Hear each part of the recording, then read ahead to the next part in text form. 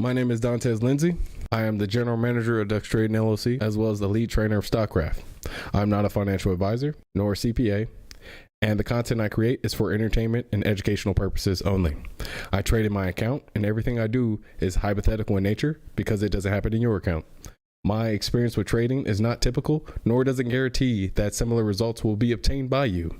I am merely sharing my opinion with no guarantee of gains or losses in investments. Remember, day trading can be extremely risky. You should be prepared to lose all the funds that you use for day trading. In particular, you should not fund day trading activities with retirement savings, student loans, second mortgages, emergency funds, funds set aside for purposes such as education or home ownership, or funds required to meet your living expenses. Further, certain evidence indicates that investments less than $50,000 will significantly impair the ability of a day trader to make a profit. Of course, an investment of $50,000 or more will no way guarantee a success. With that out of the way, let's get into the content.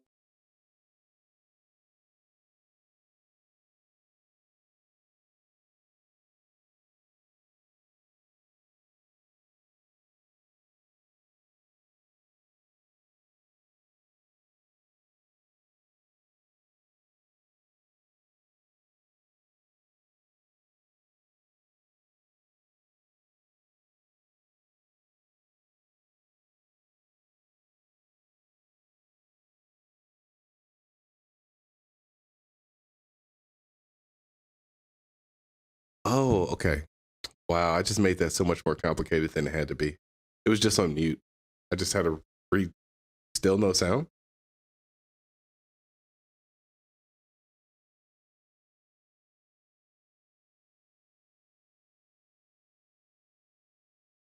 Testing.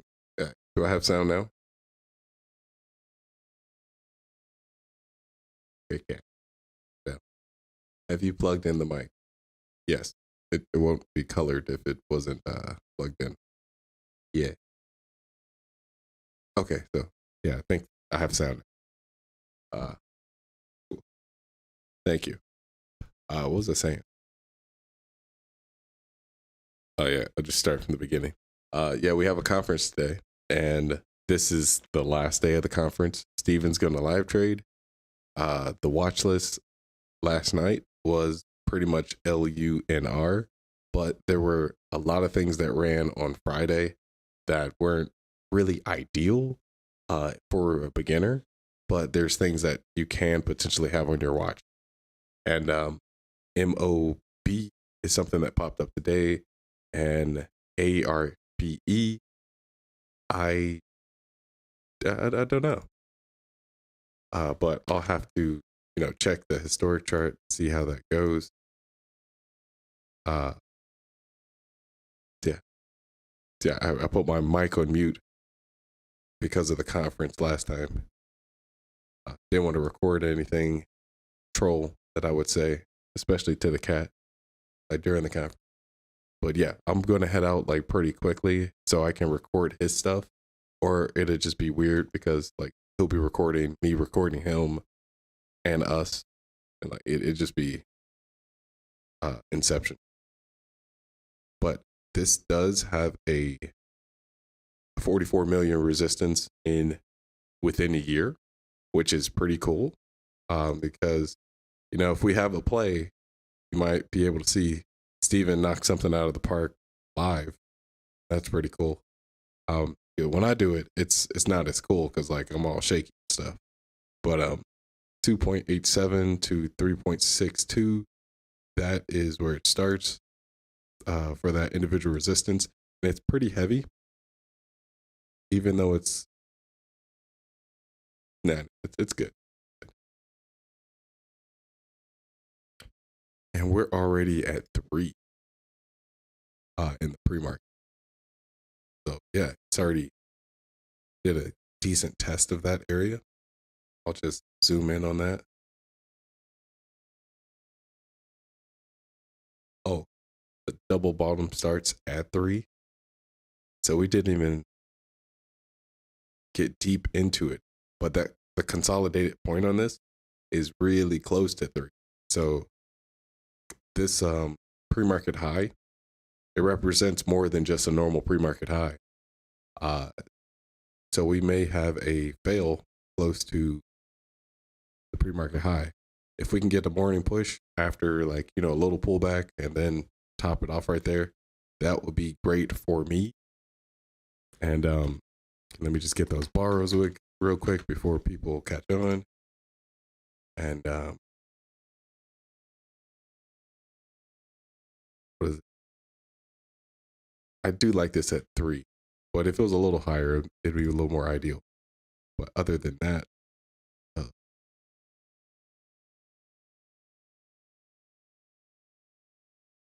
I wanted to look at the FinViz before I continue.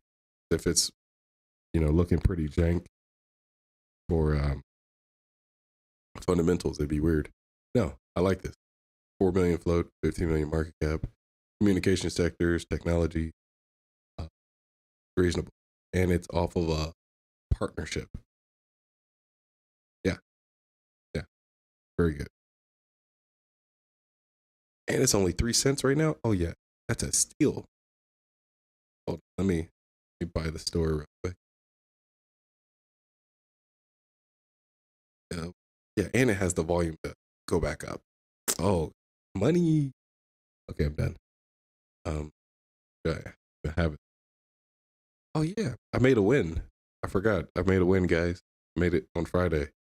Forgot which one it was, but it was a win.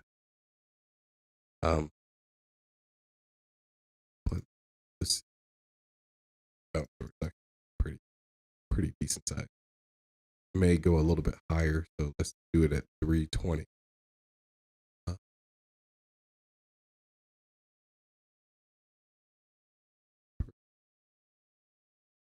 All of it. 777. Yes. Rejected. Oh, let's try smaller now. Get up. Rejected. Even smaller number. There we go. It must be cash only. I hate that. I really do. Executed. Let's see, half of that. 12. So,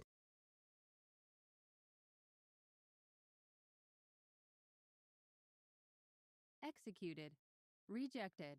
yeah, it was definitely half. I can only get up half. Rejected. All right. Now back to giving other stuff. So yeah, this is it's not a it's a resistance play. Now whether it's a gap plus bounce or a bounce plus gap, all we really need to know is that we have the minimum 50% extension in the market. We have a 40 million resistance, which is still considered light. And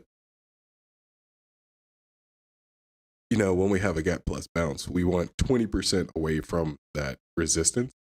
But I don't know if that's an actual thing to already hit the resistance in the pre-market before you do it again.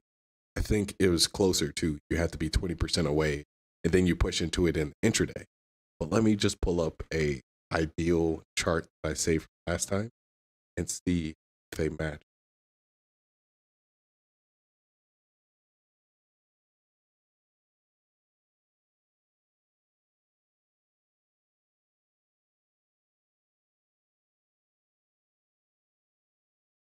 Okay, here we go. Supposed to be a push or 20%. So 20% push is supposed to be the max when it happens in a gap plus bounce. Actually, this is a bounce plus gap. There is a pullback in the pre-market, which is preferred, and this is the pullback.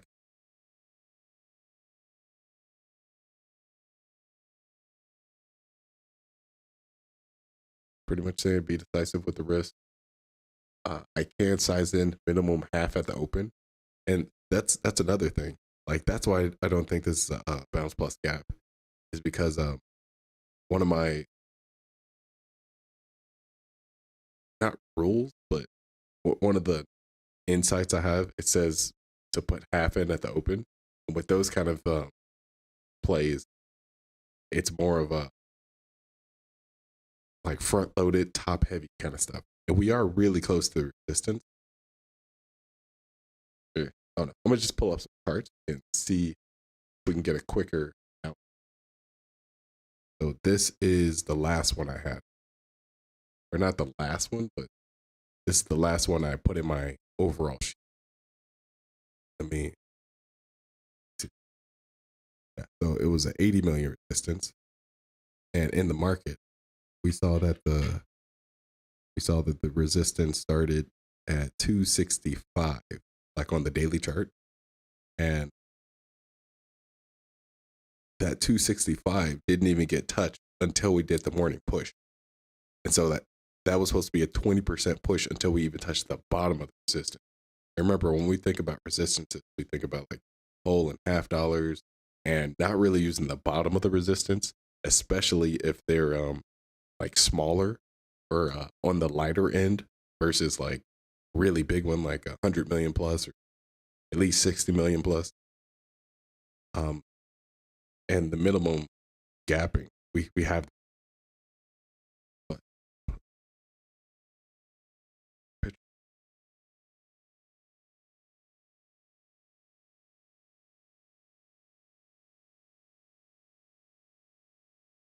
Okay, here's another one. This one, 30 million, starts around 335.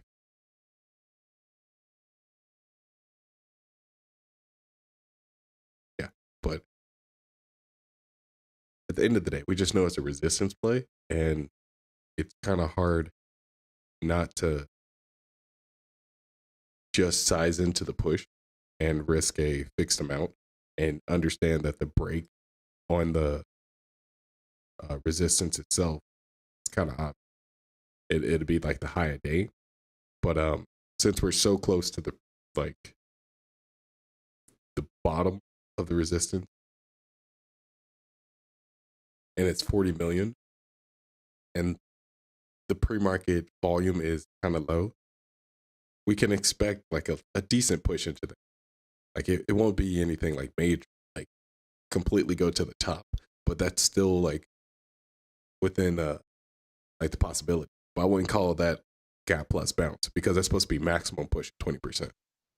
And it looks like Steven just started the count. So I'm going to give this 5 more minutes. Let me see if I can get more tickers down. Cat, leave me alone.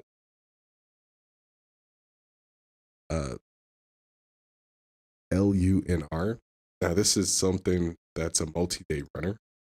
I was thinking, what does a clock say? But I was thinking, what does a double intraday top and things that like that look like? Because I do remember there was one day that a double intraday top didn't fall. Good work, And Nelson. then something else happened. Yeah, I think Okay. that's honestly everyone's issue in life. It's not just a trading thing, right? You have success, you get lazy.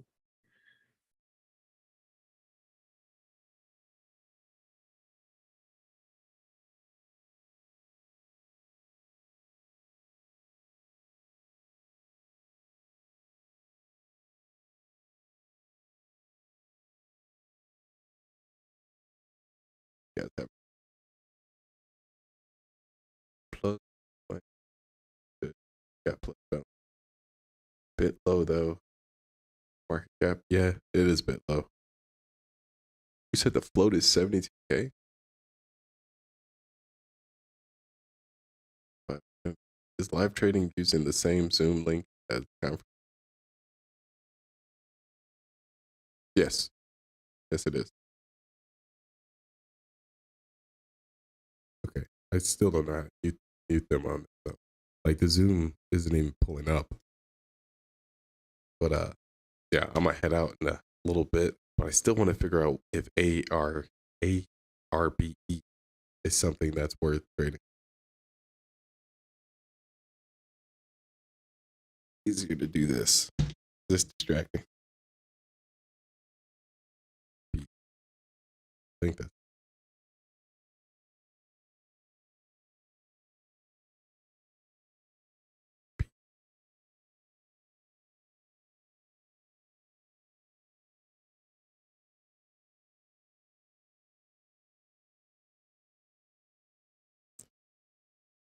pretty high market cap, pretty high float.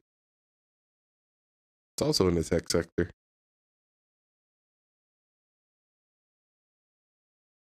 Okay, they had some positive earning. Okay, positive earning up 50%. Let's see if there is any resistances in the previous history.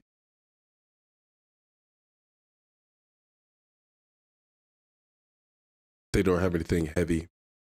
Even if they did push into something, it wouldn't be anything like worth risking a large amount on. Nothing obvious.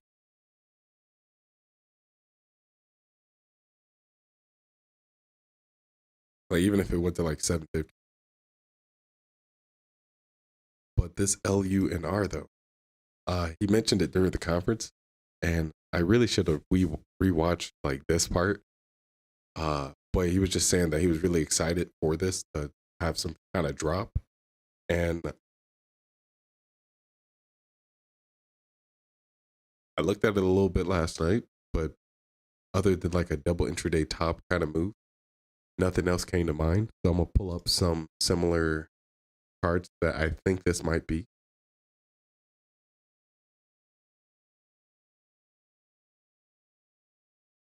Oh, You were hiding over here.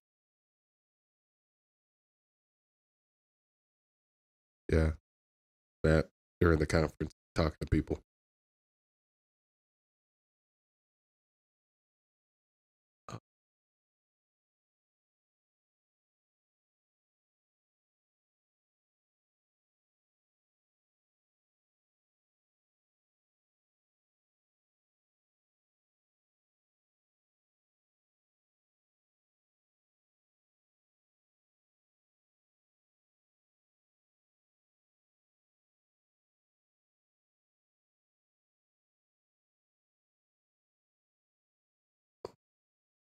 Well, while I'm trying to find this, I'm gonna just leave this up. Yeah. Hey.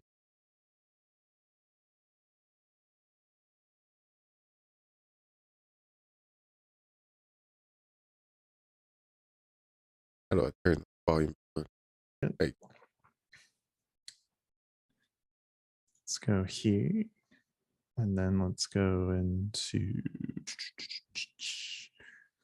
oh, that's right.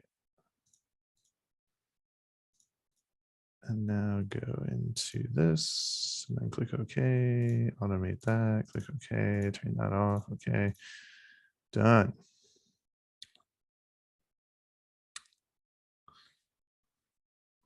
All right. So yeah, this is how I trade. Okay. Ooh, so exciting. So this is all automated. This is trading long short oil, the S&P, and gold. Okay. You can see the strategy performance based on one contract. Okay, this is not the entirety of the strategy. I'm not like going back in time, but pretty much since the start of December until now. This has taken 58 trades. In the entire history, there's thousands of trades. Okay. But yeah, so this has what we call a right skew. It's positive. There are a lot of trades that do happen. Okay. This is the entirety of the track record. Sometimes I forget to just do it for the last couple months. Actually, it's not the entirety. This only goes back.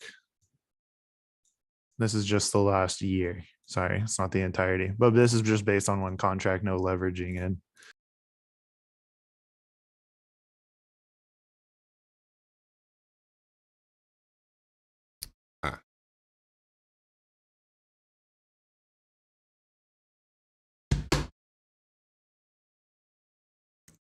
He's talking about quantitative trading, but let me pull up the chart that I just pulled up. What? That's not the one. Oh, it's over here now. So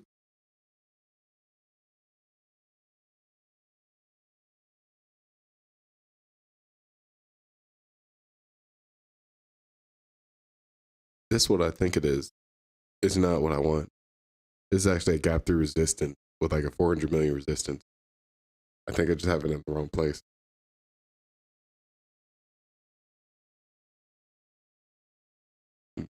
At the end of the day, I was trying to make some type of connection to that, thinking that it was a double intraday top. And I can't find my chart for that.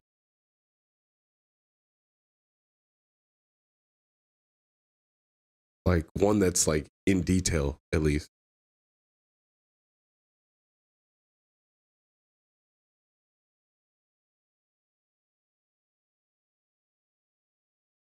Oh, well.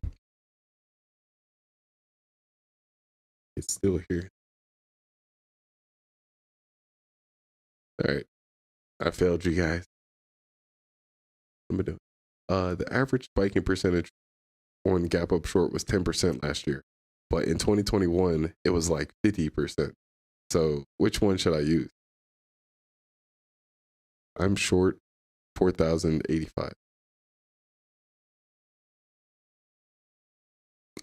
Into that push at 280. Cool. So gap up short. Yeah, there was a question that came up during the conference that someone said something really similar. They were like, it was like 15 to 17%. It was a hypothetical. It was like, hey, if this pushes 15 to 17%, Steven, what would you do? Because it doesn't meet the max pushing percentage. And Steven said he would skip the trade altogether because it doesn't meet the statistical like pushing percentage. And if it breaks your thesis, then it decreases the odds. Well, at the end of the day, I just know MOB, if this gets a push in the morning, it may not even be within like the first 30 minutes. But if it does get a push into the morning, I'd rather get in on that lower high into that resistance than trying to do something in the pre-market. For LUNR, I couldn't bring up any like similar chart to what he may be talking about on that, but I'll let you know at a later date, probably tomorrow, of what he's talking about trading on that. But for now, I think I'm going to head out. Still trying to do like last minute. See if I can find something like it, but I don't think I can. Like fast enough. So, see you guys later.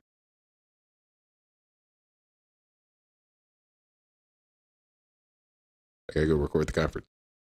Peace. EMMB.